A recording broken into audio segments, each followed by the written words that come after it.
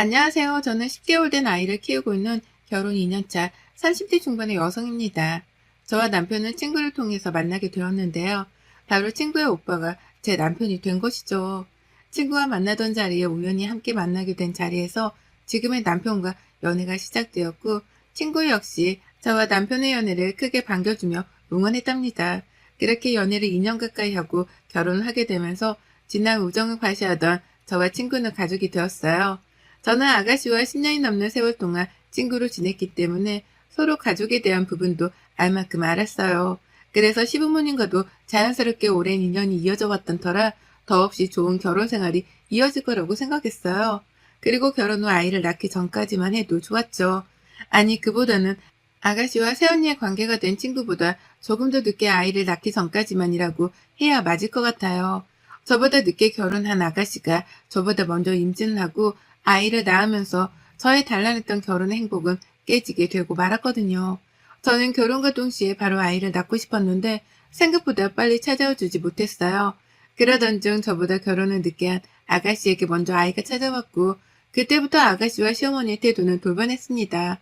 시어머니께서는 아가씨가 임신하자마자 시댁에서 생활할 수 있도록 하면서 임신 안정기까지 아가씨를 케어했는데요. 워낙 아가씨가 체력이 좋은 편이 아니었던 만큼 저 역시도 부모님과 편안하게 생활하는 건 역시 나쁘지 않다고 생각했죠. 그런데 시어머니는 아가씨가 시댁으로 들어간 날부터 제게 전화를 해서 시댁으로 부르기 시작했습니다. 아가씨가 임신을 했고 더군다나 우리 집 첫 손주인데 퇴근하고 와서 같이 이야기도 하고 시간도 보내고 하면 좀 좋겠니? 너는 퇴근하고 나면 할 것도 없잖니? 어머니, 지난주 내내 갔었고 어제도 그제도 갔었는데 오늘은 오빠랑 같이 오붓하게 저녁 먹으면 안 될까요? 시어머니는 임신하고 급하게 회사를 그만두고 집에서만 생활하게 된 아가씨가 가엾지 않냐고 했습니다. 그러면서 제게 그냥 아가씨도 아니고 10년을 넘게 가장 친한 친구로 지냈으면서 야박하게 굴 거냐고 하더군요. 그래서 저는 시댁과 저희 신혼집 거리도 멀고 늦은 시간까지 시댁에 있다 집에 가는 것이 힘들다고 했어요. 다음날 출근에도 영향을 준다고요. 그 말을 들은 시어머니께서는 돈 몇 푼 번다고 이렇게 시댁에 유세 떠는 것 아니라며, 누가 너보고 돈 벌라고 했냐며 애나 가지라니까 얘도 못 가진다며 알겠다고 끊더군요. 그렇잖아도 임신이 생각보다 쉽지 않아 속이 상했던 시기라 남편에게 전화를 걸어 많이 울었습니다. 그 후에도 시댁은 임신한 아가씨의 중심으로 돌아갔습니다. 바쁜 아가씨 남편을 대신해서 수시로 저와 남편에게 먹고 싶은 음식을 배달시키거나 필요한 물품을 요구하곤 했죠. 남편 역시 처음 임신한 동생을 챙겨주는 것을 기분 나빠하지 않았어요. 그렇게 아가씨의 임신이 안정기에 접어들 때쯤 퇴근하려는 제게 아가씨의 연락이 왔습니다. 야, 너 요즘 너무 시댁에 안 오는 거 아니냐? 우리 엄마 같은 시어머니 없다? 보니까 전화도 잘 안 하고 아가씨가 임신해서 5개월이 다 되어가는데 뭐 필요한 것 없냐고 묻지도 않고 섭섭하다? 우리 오빠만 불쌍하지. 너 임신했을 때부터 지금까지 주말마다 가고 평일에도 수시로 가서 너 해달라는 거 다 해줬잖아. 지난주부터 회사에서 새로운 프로젝트가 시작되느라고 내가 당분간은 못 간다고도 했고, 그러다 아가씨는 제게 회사 다닌다고 자랑하는 것이냐며 지금 네가 나이가 몇인데 회사만 다니냐고 했습니다. 그러면서 아이 낳을 생각이 없냐고, 산부인과는 가봤냐고, 혹시 불임이 아니냐고 하더군요. 아가씨로 위치가 달라진 친구는 저한테 함부로 말을 하고 저를 자신의 하인으로 생각하는 것 같았어요. 그래서 저는 5개월 가까이 시간 안 따지고 수시로 먹고 싶은 거, 필요한 거 심부름 시켰으면 됐지 않냐고 따졌습니다. 그러자 아가씨는 우리 오빠가 한 거지, 그게 네가 한 거냐며, 어느 며느리가 남편 여동생한테 이렇게 할 수 있냐고, 임신해서 힘든데 그 마음도 몰라주냐며 화를 내더군요. 그런 아가씨의 태도가 저는 더욱 어이가 없어 앞으로 늦은 시간에는 연락하지 말고 당분간 시댁에 갈 수 없다고 못을 박았어요. 그리고 정말 감사하게도 얼마 후 저에게도 아이가 와주었어요. 저는 아들의 손주도 내심 기다리셨을 시부모님께서 좋아하실 생각에 남편과 함께 시댁으로 가서 직접 말씀을 드렸어요. 그런데 제 예상과는 반대로 시어머니는 난색을 표했고 아가씨는 눈에 드러나도록 불만스러운 표정을 짓더라고요. 그래서 저는 시어머니께 좋지 않으시냐고, 집에서 당분간 아이들 울음소리, 웃음소리 많이 들려서 시끌벅적 하겠다고 했죠. 아유, 나는 그런 거 정신 사나워서 싫다. 하필이면 왜 지금 애를 임신해서는. 그래서 애정일이 언제냐? 우리 딸이 2월생인데 그럼 8월달에 낳겠구나. 나는 애 못 봐준다. 어머니는 제 임신했다고 했을 때는 그렇게나 좋아하더니 며느리가 임신했다고 하니까 왜 이렇게 마음에 안 들어해요? 어머니한테 애 봐달라고 할 생각 없었어요. 저의 임신 소식을 듣고도 좋아하지 않는 시어머니의 모습에 많이 실망을 했어요. 그런데 그보다 더 화가 났던 것은 대놓고 저희 아이에 대해 불만을 표현하는 아가씨였어요. 아가씨는 저한테 얘 임신했다고 일 그만둘 것은 아니지 않냐고 계속 일하면서 애도 키우고 해야 한다면서 자기 애랑 엄연히 차이가 나니까 태어나면 유아래 확실하게 구분짓게 가르치라고 하더군요. 그러면서 한참 더울 때에 낳게 됐다면 애가 태어나기 전부터 불효를 한다고 하는데 정말 화가 나더라고요. 그렇게 시댁에서 나온 뒤 저는 남편에게 솔직한 심정을 말하고 시댁 방문을 줄이겠다고 이야기를 했습니다. 남편은 저의 마음을 이해한다고 하면서 아이만 생각하라고 했죠. 그렇게 시댁과의 왕래를 줄이고 태교에 전념하던 중 아가씨의 분만 소식이 들려왔어요. 저와 남편은 산후조리원에 방문해서 아가씨에게 고생했다고 축하한다고 이야기를 했죠. 그런데 시어머니는 저를 보자마자 애가 태어나기 전부터 타고난 팔자나 기가 있는데 부모 사이를 갈라놓는 애가 있다며 우리 아이가 그런 것 같다고 했습니다. 그러면서 아이가 태어나지도 않았는데 기가 세서 어른들을 잡아먹으려고 한다며 큰일이라고 하더군요. 그리고는 제게 어떻게 몇 달을 얼굴 한번 비치지 않느냐고 화를 내시더군요. 그래서 저는 회사 다니면서 생활하느라 힘이 들었다고 이야기를 했어요. 아무리 힘이 들어도 아가씨가 막달이 다 되어가는데 전화를 해서 몸은 어떠냐? 애 낳는 것은 무섭지 않냐? 예의 바르게 했어야 하는 거 아니냐? 너는 너만 애를 가졌니? 너만 임신했어? 왜 이렇게 사사건건 치마 특별하다고 들어? 어머니 정말 서운해요. 제가 임신했다고 했을 때도 달가워하지 않으셨지만 참았어요. 그런데 이제는 뱃속에 있는 아이한테 팔자를 따지면서 막말을 하시다니요. 이렇게 차별을 하고 비교를 하시니 제가 가고 싶겠어요? 제가 소리를 치자 시어머니께서는 제게 손가락질을 하면서 누가 언제 임신하라고 했냐고, 눈치 없이 왜 지금 임신을 해서는 이 사단을 만들냐고 화를 내더군요. 그러면서 제게 재수없게 한 집안에 연달아 애를 만든 것도 모자라서 성격까지 버렸다고 했습니다. 그 말을 들은 남편은 시어머니께 왜 이렇게 변했냐며 왜 모든 것을 못마땅히 하냐고 묻더군요. 우리가 임신한 것이 어머니나 동생한테 잘못한 거냐고 화를 냈어요. 그래, 잘못했어. 오빠네 애가 우리 아이 운을 다 가져갔대. 그러게 왜 이렇게 애를 임신해? 너 기가 센 애를 임신해? 우리 아까 복까지 다 훔쳐가는 애를 가지냐고. 우리 시댁에서 지금 나보고 어떡할 거냐고 그래. 조카 덕분에 자식 복 다 뺏기게 생겼다고. 앞으로 어떡할 거냐고 그런다고. 왜 애를 가졌어? 왜? 하필이면 왜 같은 애? 차라리 유산이 됐으면 좋겠어. 그 애 안 태어났으면 좋겠다고. 유산이 되게 맨날 기도해. 남편은 아가씨의 말을 듣자마자 뺨을 때렸고 저는 아가씨의 말에 분노가 차올랐습니다. 그래서 알아듣게 말하라고 했습니다. 알고 보니 아가씨 시댁에서 자주 찾는 점집을 갔는데 한 집안에 같은 애의 아이를 낳게 됐다며 저희 아이가 아가씨 아이의 운을 다 가져간다고 했다더군요.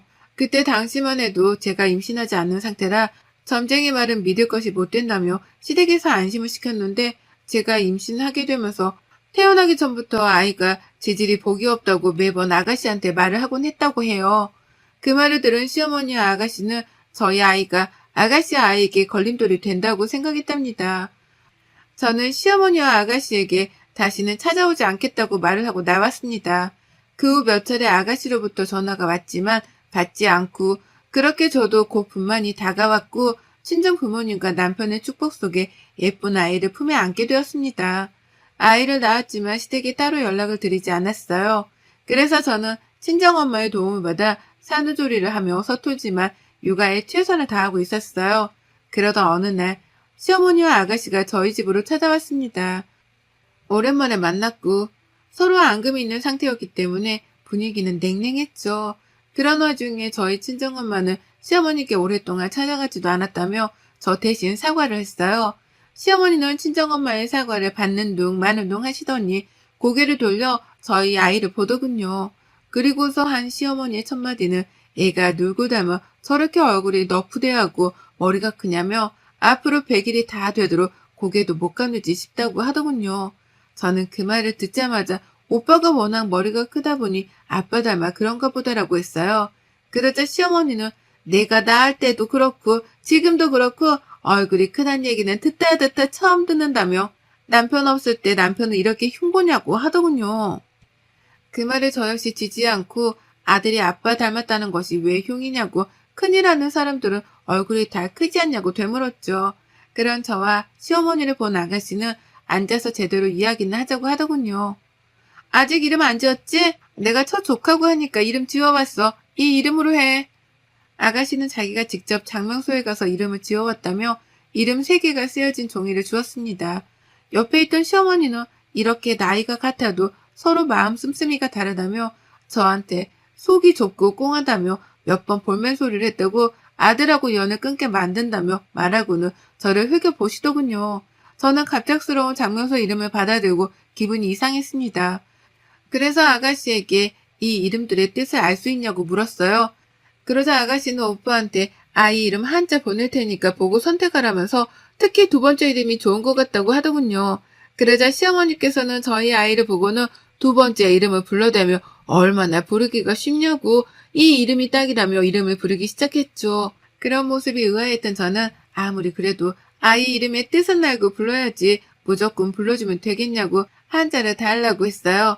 단호하고 완강한 저의 태도에 마지못해 한자를 알려줬고 저는 한자의 뜻을 찾아보았어요.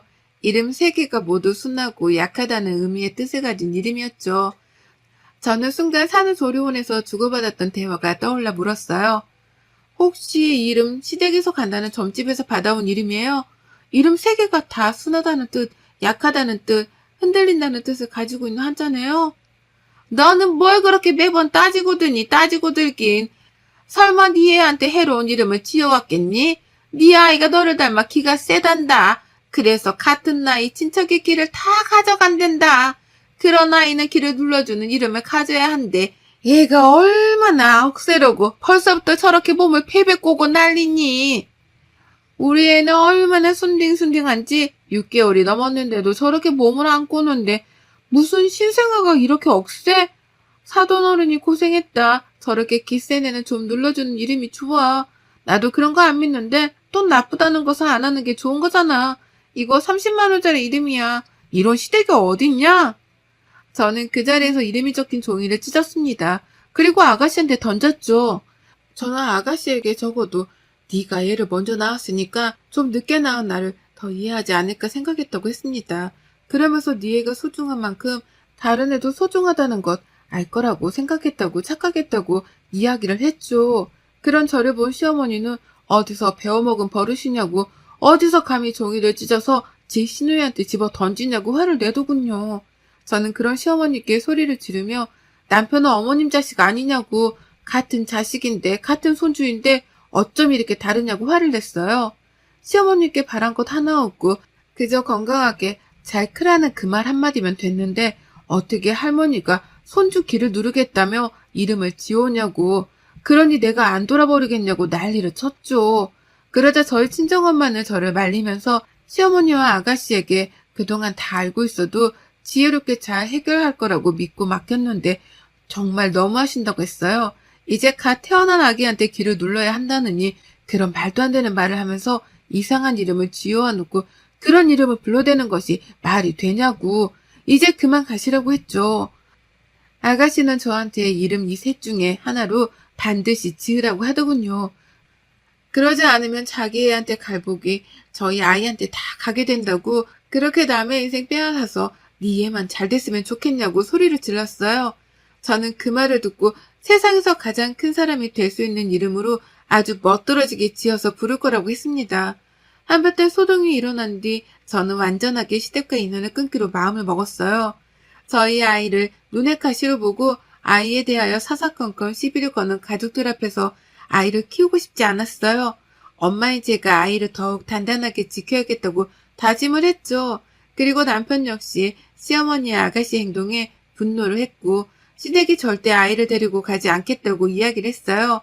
그렇게 시간이 지나면서 저와 아이에게 시댁에서는 더욱 악독한 짓을 할 거라고는 저로서는 상상조차 못했죠.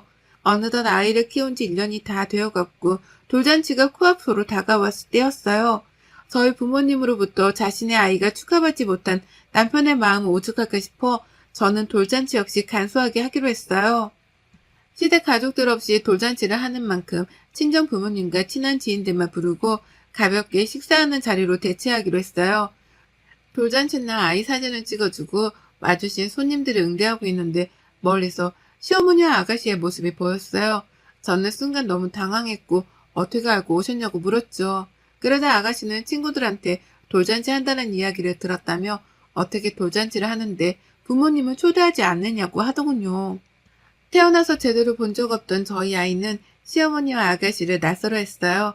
그런 아이를 보고 시어머니께서 누구 닮아 저렇게 낯을 가리고 성깔이 있냐며 저 고집이 센 것이 이름을 그때 제대로 지어주지 않아서라며 얼굴에 욕심이 그득그득 하다고 하더군요. 저는 단호하게 그런 소리를 하실 거면 돌아가시라고 저희 아이 못마땅해 하셔서 초대도 안 한 거라고 이야기를 했어요. 그러자 아가씨는 오래 앉아있을 생각 없다면서 저한테 쇼핑백을 건네주더군요. 아가씨 돌잔치 때에도 저희 부부 역시 가지 않았기에 받지 않겠다고 이야기를 했어요. 그러자 아가씨는 웃으면서 비싼 거 아니라면서 자기 아이도 쓰는 베개인데 정말 푹신하고 좋아서 하나 사봤다고 했어요.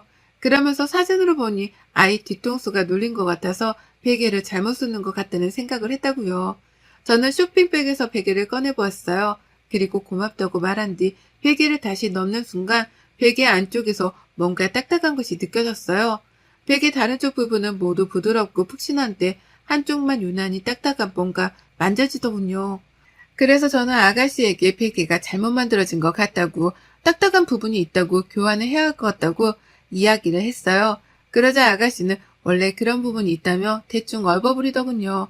그 모습이 이상해서 저는 가위를 가지고 아가씨와 시어머니 앞에서 베개를 잘랐습니다. 아니 이런 싸가지 없는 것을 봤나? 선물을 왜 잘라? 이 독한 것 같으니 나쁜 것.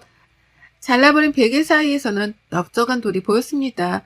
그리고 그 돌에는 이상한 모양이 그려져 있었죠. 저는 이게 뭐냐고 물었어요. 그러자 아가씨는 저한테 2년만 이 돌을 아이가 쓰는 베개 안에 넣어두고 늘 베고 잘 수 있게 하라고 했습니다. 그러면 저희 아이의 기가 눌리고 자신의 아이복을 못 뺏어간다고요. 원래 이름으로 눌러주는 것이 가장 좋은데 이름은 싫다고 하지 않았냐고요. 그러면서 아이 돌되기 전부터 베고 잤어야 했는데 이미 돌이 다 되어가니까 2년 동안은 베고 있어야 한다고요. 저는 그 말에 기가 막히더군요. 이렇게 딱딱한 돌을 베고 자라고? 야, 네 애한테 베고 자라고 해. 그리고 이런 이상한 그림까지 그려놓은 돌을 몰래 집어넣고 선물이라고? 선물? 이게 선물이야? 차라리 저주를 해. 네 애만 소중해? 너 그렇게 네 애가 자신이 없어? 그래서 이런 짓까지 해? 내가 나만 좋자고 그래? 네 애가 너랑 오빠 사이도 갈라놓는다고. 너랑 우리 엄마 사이 얼마나 좋았냐? 그런데 이것 봐. 네 애 생기고 나서 이렇게 됐잖아. 네 애가 기가 세서 그런다고. 그래서 내가 도와준다는데도 이 난리야? 그러게 얘를 임신할 거면 제대로 임신하고 낳던가. 하필 이런 애를 낳아가지고 나도 힘들고 엄마도 힘들게 만들어. 저는 그 말을 두고 도저히 참을 수가 없었습니다. 그래서 바닥에 떨어진 돌을 집어들고 식당 밖으로 나갔어요. 주차장에 주차되어 있는 아가씨의 차에 돌을 집어 던졌습니다. 차에서 시끄럽게 공보음이 울렸고 저는 멈추지 않고 돌을 집어들어 다시 차에 몇 번이고 집어 던졌습니다. 그런 저를 본 아가씨와 어머니는 욕설을 했고 저는 그 돌을 바라보고 말했습니다.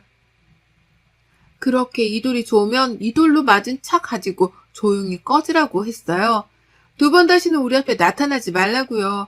그렇게 돌을 집어던지며 차를 망가뜨리는 동안 남편은 아가씨와 시어머니를 붙잡고 제가 마음껏 울분을 쏟아내도록 했죠. 남편은 아가씨와 시어머니께 누구보다 소중한 우리 아이한테 저주 같은 말을 쏟아내는 가족은 필요 없다고 연락하지 말라고 했습니다.